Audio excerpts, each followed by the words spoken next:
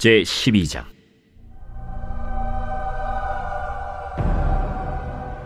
르호보암이 세겜으로 갔으니 이는 온 이스라엘이 그를 왕으로 삼고자 하여 세겜에 이르렀음이더라.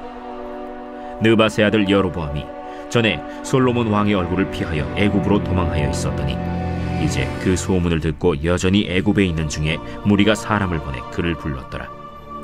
여로보암과 이스라엘의 온 회중이 와서 르호보암에게 말하여 이르되, 왕의 아버지가 우리의 멍에를 무겁게 하였으나 왕은 이제 왕의 아버지가 우리에게 시킨 고역과 매운 무거운 멍에를 가볍게 하소서.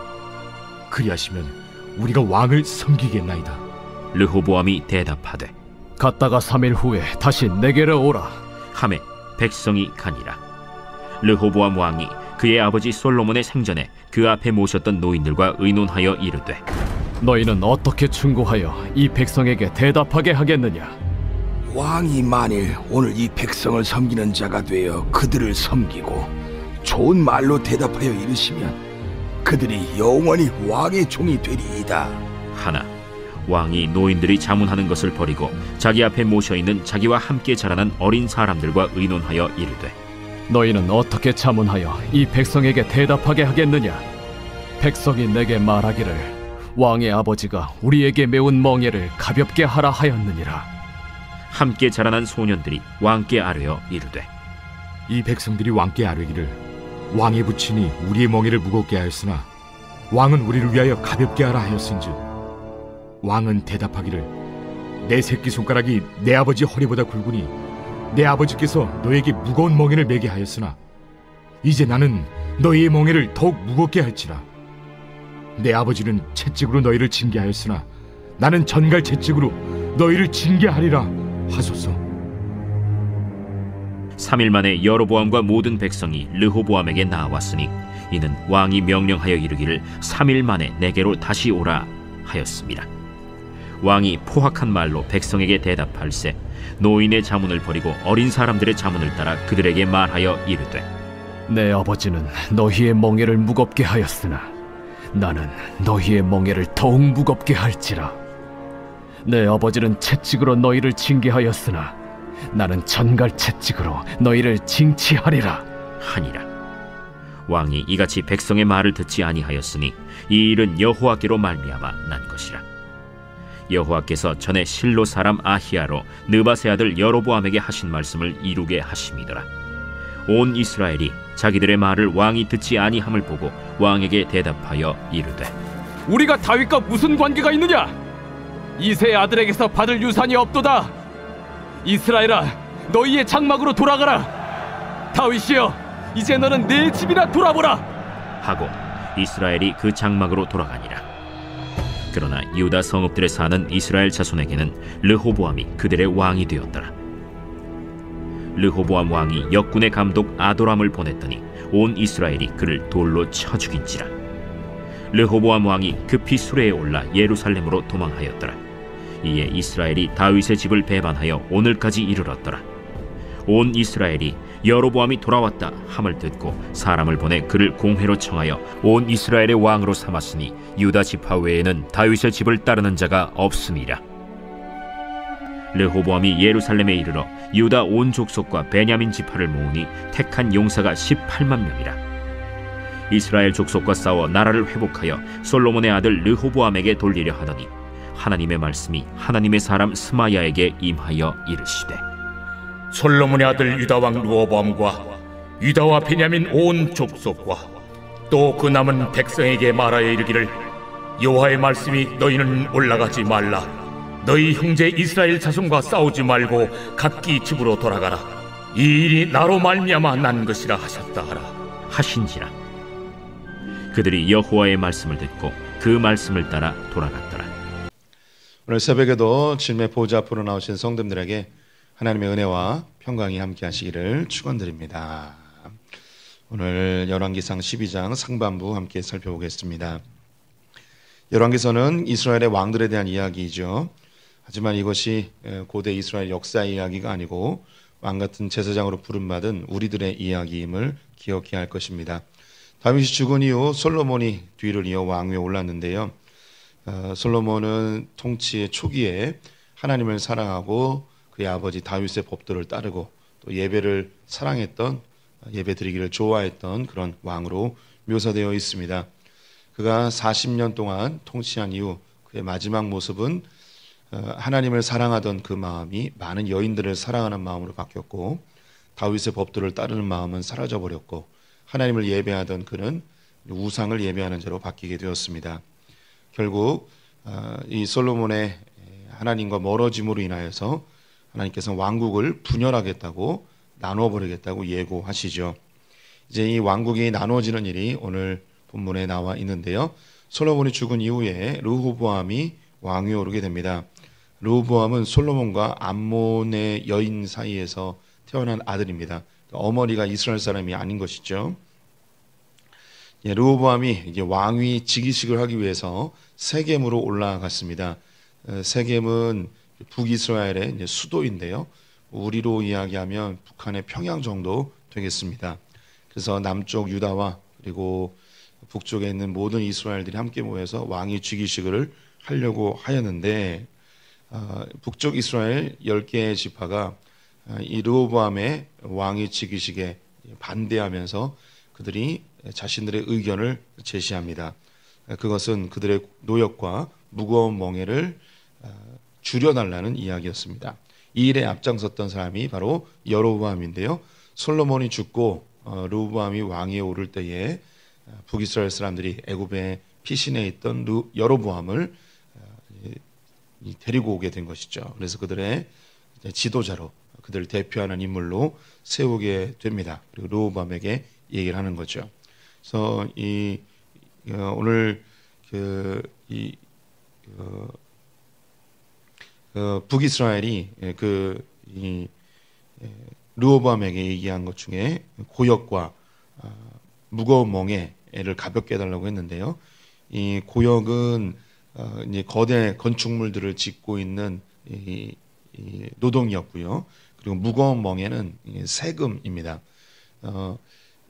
이스라엘 백성들이 12지파이죠. 그래서 그 한 달마다 돌아가면서 그들이 그 왕궁에 필요한 양식과 또 노역에 필요한 세금들과 일꾼들을 계속해서 이제 제공해 줘야 됐습니다. 이것이 솔로몬이 즉위한 지 4년 때 되는 때부터 이 공사를 시작하지 않았습니까? 그런데 솔로몬이 죽을 때까지 이 공사가 계속 진행되고 있었습니다. 르호보암 때에도 이 일이 계속 진행되고 있었던 것이죠. 거의 40년 동안 노역과 세금으로 온 이스라엘이 힘들어 있는 상태였습니다.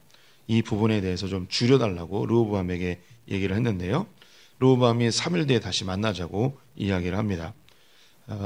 그 사이에 르호보암은 그의 아버지 솔로몬 때에 함께 사역했던 어른 이제 관료들과 함께 먼저 이야기를 하죠.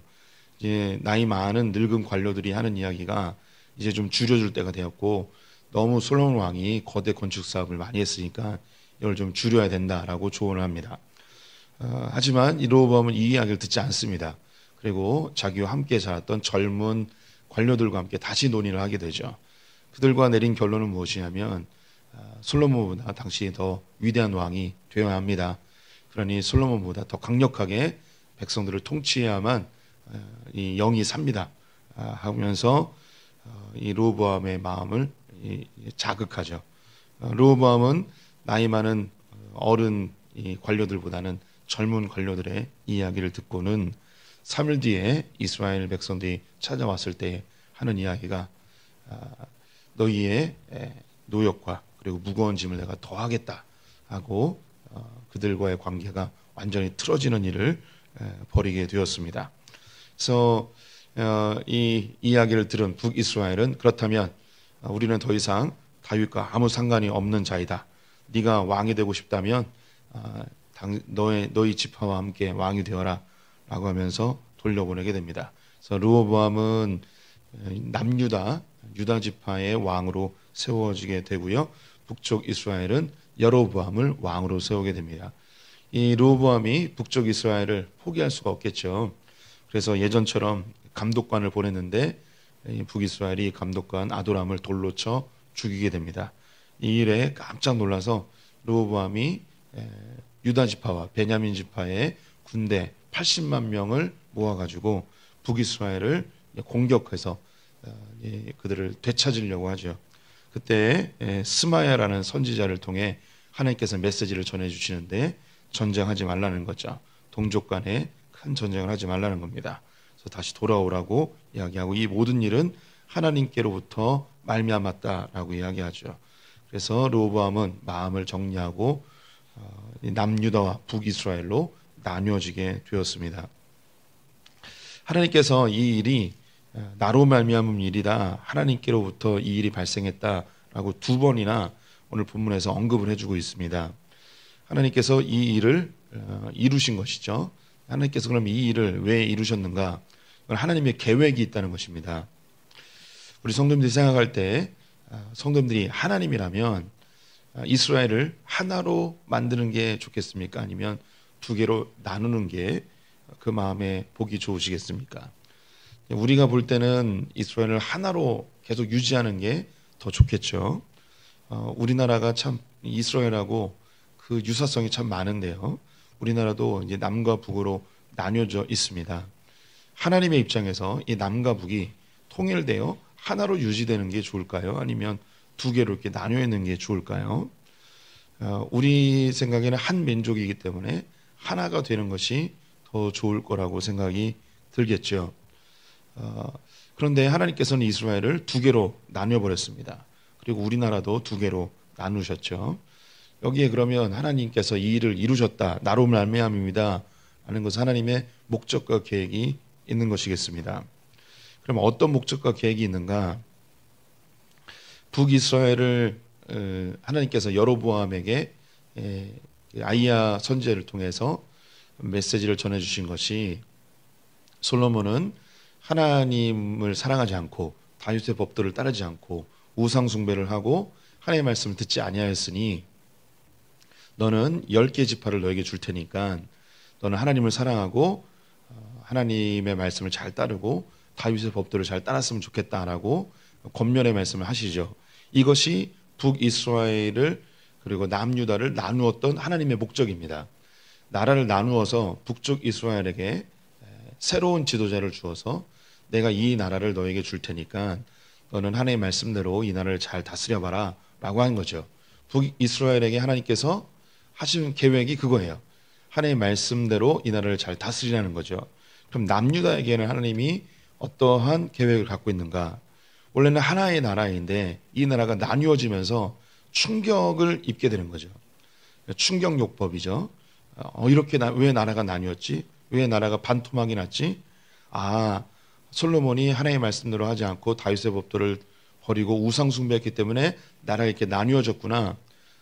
이 나라를 다시 회복하려면 하나님께로 돌아가야 되고 우상 숭배를 버려야 되고 하나님의 말씀대로 살아야 되는구나 라는 생각을 해야 되는 거죠. 이것이 하나님의 목적이었습니다. 여기서 우리가 주의해서 봐야 될 것이, 하나님에게는 이스라엘이 하나로 유지되는 것보다 이거보다 뭐가 더 중요하냐면 두 개로 나뉘어질지라도 믿음을 지키는 것이, 믿음대로 사는 것이 더 중요한 거예요. 우리 인간적인 모습에서는 다 하나로 조화롭게 잘 살면 좋겠지, 이렇게 생각할 수 있겠지만 하나님 입장에서는 어떤 형태로 어떤 모습으로 사는 것보다 믿음으로 사는 것이 더 중요한 가치입니다. 이것을 좀 과격하게 좀 이야기하면, 바울이 이제 고린도전서에서 이야기한 바인데요. 한 부부가 있습니다. 이 부부가 남편은 신앙이 없고 부인은 신앙이 있는 사람입니다. 결혼을 했어요. 남편이 아내의 신앙을 유지하지 못하도록 끊임없이 박해하고 핍박하고 폭력까지 행사하면서 교회를 못 가게 합니다. 이때에 이제 우리가 생각할 때 이 가정을 계속 유지하는 게 좋은 것인지, 아니면 갈라서고 믿음을 지키는 것이 좋은 것인지, 인간적인 눈으로 볼 때는 그 신앙 좀 약간 좀 양보하고 나중에 좀 편안해지면 예수 믿으면 되지, 뭐 이렇게 이야기할 수도 있을 것 같습니다. 그런데 바울이 이야기하는 것은 신앙을 지키기 위해서 갈라서도 된다고, 이혼을 해도 된다고 권면을 하고 있습니다. 이것이 모든 핍박 속에서 다 갈라서야 된다, 이렇게 획일적으로 적용할 수 있는 것은 아니지만, 우리가 생각할 땐 무엇이든지 다 하나로 유지되는 것이 다 좋은 것처럼 느껴지겠죠. 하지만 그렇지 않은 거예요. 하나님은 이스라엘이 하나의 이스라엘이 되는 것보다 더 중요한 것이 뭐냐면, 둘 중에 하나라도 믿음을 유지하는 것이 더 중요하게 보고 있는 것입니다. 북쪽 이스라엘은 아수르에서 멸망하게 됩니다. 남쪽 유다가 예루살렘을 품고 하나님을 섬기면서 살았는데, 우리 성도님들이 또 보실 때에 이 이스라엘이 멸망하는 게 좋을까요? 아니면 계속 유지하는 게 좋을까요? 이스라엘 백성들은 하나님께서 이스라엘을 멸망시키지 않을 것이라고 생각했습니다. 그런데 바벨론에 의해서 남유다마저 멸망하게 되었습니다. 이때 이스라엘 사람들은 엄청나게 큰 충격을 받았습니다. 아니, 하나님이 세우신 나라인데 멸망하다니, 그러면 하나님이 이방의 신들보다 더 약한 건가? 이런 생각을 하게 되는 것이죠. 하나님이 이스라엘을 멸망시키셨어요. 북이스라엘은 아수르에 의해서, 남유다는 바벨론에 의해서. 하나님께서는 이스라엘을 유지시키는 것보다 더 중요한 게 뭐냐면, 이 이스라엘 백성들이 그렇게 멸망해서 세계 각국으로 다 뿔뿔이 흩어질지라도 그들이 믿음을 유지하는 것이 더 중요했습니다. 이스라엘이라는 민족을 유지시키는 것보다, 나라를 유지시키는 것보다 그들의 믿음이 더 중요했던 것이죠. 이것도 좀 과격하게 이야기해 볼게요. 우리 이제 소풍교회가 있다면 이 소풍교회가 잘 유지되면 좋겠죠. 그런데 이 소풍교회가 점점 하나님의 뜻과 멀어지고 하나님의 말씀을 지키지 않고, 그렇다면, 그런데 이 교회 공동체 안에 모든 사람이 다 하나님과 멀어진 건 아니에요. 그 가운데 하나님의 말씀대로 살려고 하는 믿음의 사람들이 여전히 이 공동체 안에 머물러 있는 것이죠. 그렇다면 우리가 볼 때는 하나로 다 유지해서 교회가 존재한다면 더 아름다워 보이겠지만, 이 교회가 하나님 뜻대로 하지 않는다면 하나님의 입장에서는 이 교회보다 이 교회 안에 있는 신앙의 이 사람들이 더 중요한 거예요. 그럼 이 사람들을 살리려면 방법은 뭐냐면 교회를 없애버려야 돼요. 교회를 파괴시켜서 이 믿음의 사람들이 그 믿음을 유지할 수 있는 곳으로 보내주셔야 돼요. 이게 하나님의 방법이에요. 그래서 우리 여기 계신 분들 가운데는 그렇게 교회가 파괴되고 성도들이 다 뿔뿔이 흩어지는 경험을 하신 분들도 있습니다. 인간적인 눈으로 볼 때는 내가 다녔던 교회, 내가 신앙생활을 해왔던 이 교회가 계속 유지되면 좋겠죠. 하지만 하나님의 입장은 그게 아니에요. 이 교회가 존속하는 것보다 그 안에 있는 구성원들, 믿음의 사람들이 이 믿음을 계속 유지하는 것이 훨씬 더 중요한 것이 됩니다. 우리가 이제 나중에 보게 될 텐데, 남유다의 왕들 중에 이 자기의 나라를 다시 하나로 만들고 싶었던 강력한 의지를 갖고 있었던 왕이 있었습니다. 그 왕이 이제 여호사밧이라는 왕인데요. 이 여호사밧이 그 당시의 왕이 북이스라엘의 아합이었습니다. 그래서 아합과 이제 아합의 딸과 자기의 아들과 결혼을 시키면서까지 이 남유다와 북이스라엘을 하나로 만들려고 무척 애를 썼습니다. 그런데 이 일이 어떻게 되는가? 이 며느리로 얻어온 이 아합 이세벨의 딸로 인해서 다윗의 왕조가 다 죽어버릴 뻔하는 일이 발생하게 되었습니다. 남유다의 우상 숭배가 창궐하게 되었고, 성전은 우상을 숭배하는 곳으로 바뀌게 버리는 엄청난 일이 발생하게 되었죠. 그래서 우리가 어떤 일에 대해서 우리가 이상적으로 생각하는 것을 지나치게 애쓰다가 하나님의 뜻을 그르치는 경우들도 많이 있습니다. 그래서 우리의 신앙생활은 하나님이 인도하시는 대로 그 환경에 맞추어서 신앙생활을 하는 것이 가장 좋다라고 말할 수 있죠.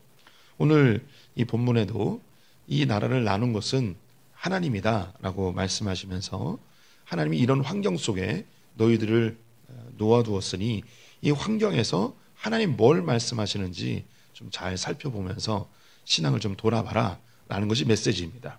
다시 말씀드리면, 하나님께서 이스라엘을 나누면서 계획했던 게 뭐냐?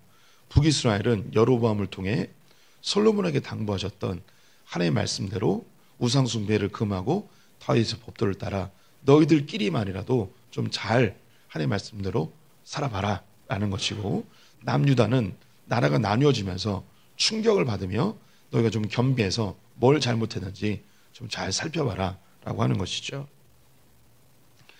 제가 우리 성도님들에게 자주 말씀드리는 건데, 하나님께서 우리에게 메시지를 주실 때에 제일 명확한 것은 성경 말씀이고, 저는 그 다음으로 보는 것이 환경입니다.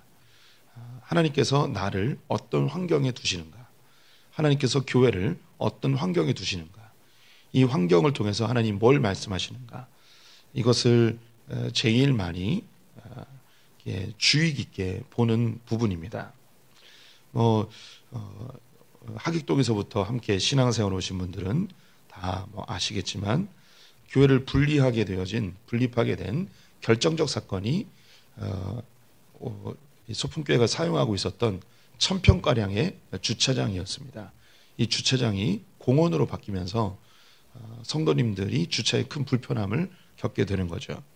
이전부터 교회가 비좁아서 교회를 어떻게 할까에 대한 고민을 많이 했는데, 주차장이 공원으로 폐쇄되면서 이것은 교회로 어떤 결정을 하는 하나님의 메시지구나라는 것을 담임 목사로서 철저하게 깨닫게 된 거죠. 하나님 환경을 우리의 의지에 관계없이 확 바꿔버리셨어요. 이 환경에 맞추어서 교회가 어떻게 반응해야 될 것인가를 고민해 봐야 되는 거죠.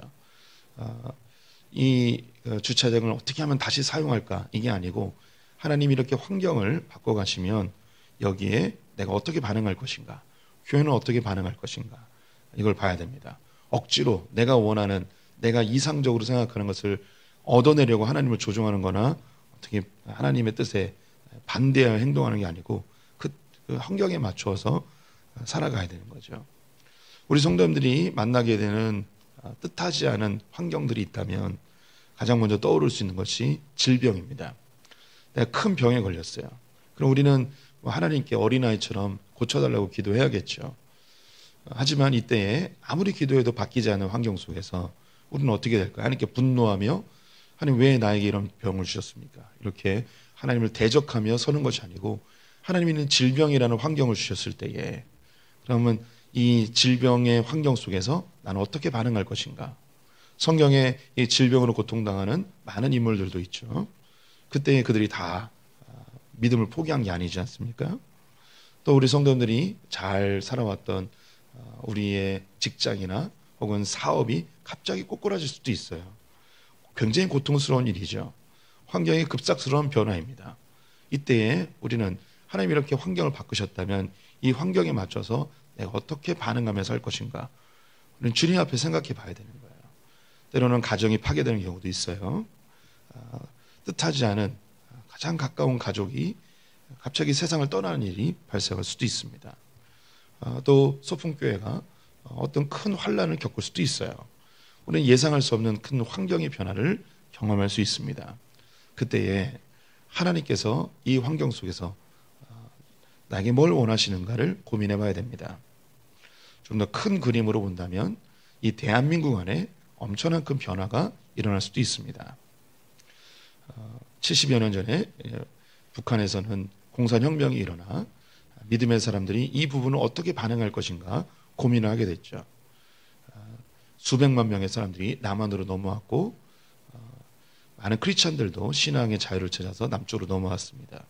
이게 하나의 반응이며, 또 하나의 반응은 하나님께서 이 북한 땅을 사랑하시기 때문에 이곳을 지켜야 된다고 하며 끝까지 교회를 지켰던 수많은 목사님들과 장로님들이 북한에 남아 있었습니다. 공산혁명이 일어나면서 수백 개의 교회들이 불타 없어지고 수백 명의 목사님들이, 장로님들이 공산주의 혁명군들에 의해서 무참하게 사륙을 당하는 일이 발생했음에도 불구하고 그분들은 그 안에 순교하며 지켜낸 것이죠. 유사한 일이 베트남에서도 있었는데요. 월북과 월남이 있죠. 남베트남은 민주주의를 따랐던, 하지만 공산혁명이 일어나면서 그들이 무참하게 짓밟히게 되었습니다. 많은 사람들이 신앙의 자유를 찾아서 배를 타고 떠났습니다. 여기서 우리 성도님들이 잘 모르는 거, 보트 피플 중에 거의 대부분은 기독교인들이었습니다. 신앙의 자유를 찾아서 떠난 거죠. 그래서 옆에 있는 태국이나 캄보디아, 또 더 멀리는 밑으로 호주까지 이렇게 많이 흩어져서, 그래서 이 베트남의 그 기독교인들로 인해서 주변에 그 동남아시아의 기독교가 더 퍼진 그런 일들도 있었습니다. 하지만 그 중에 또 이 월남을 지켜야겠다고 신학의 결단을 한 인물들도 있죠.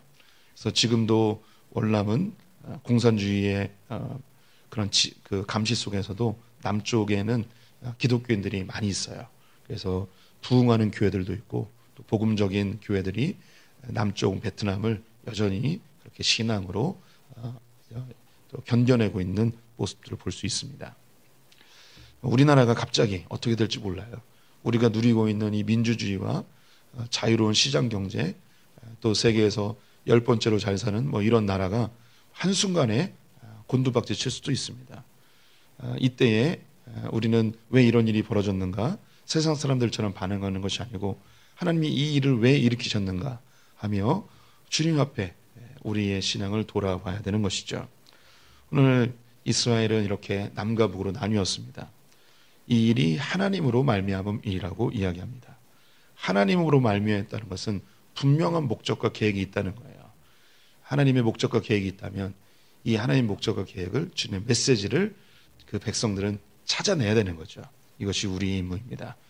하나님께서 우리 성도님들의 삶의 환경을 바꿔나가실 때 이 환경 속에서 하나님의 뜻을 잘 분별하는 지혜로운 소풍의 성도님 되시기를 축원드립니다.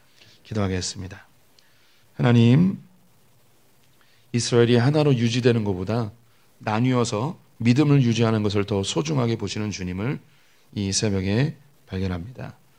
우리가 잘 먹고 잘 사는 것보다 우리의 믿음을 더 소중하게 여기시는 주님, 또 우리가 하나로 유지되는 것보다 믿음을 위해서 때로는 나뉘어지고 파괴되는 것을 이용하시는 주님을 또한 이 시간에 인정합니다. 주님, 환경 속에 일하시는 주님, 주님께로부터 말미암은 사건들에 대하여 우리가 주님의 뜻을 잘 분별하는 지혜자들 되게 하여 주시옵소서. 우리의 이 땅에서의 삶은 나그네의 힘을 기억하고 우리의 믿음을 지키기 위한 분투하는 소풍의 성도들 되기를 간절히 소망하며 예수님의 이름으로 기도드렸습니다. 아멘.